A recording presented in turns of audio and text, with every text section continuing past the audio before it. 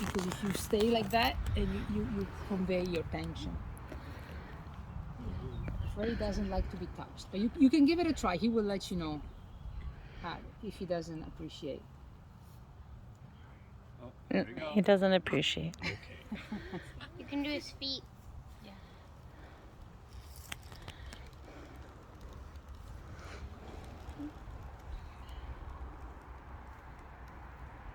I have to say, I'm very impressed with how everybody is doing, really adapting to the birds, slowing down, and really You making want them me, feel don't comfortable. ya? That is really Don't good, ya? guys. He likes me.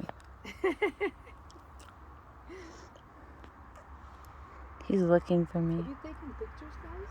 Yeah.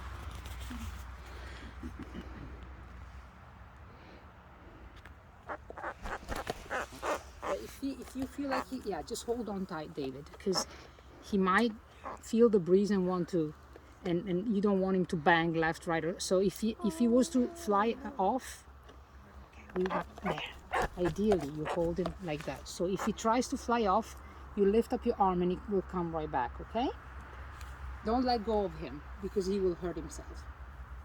Very good.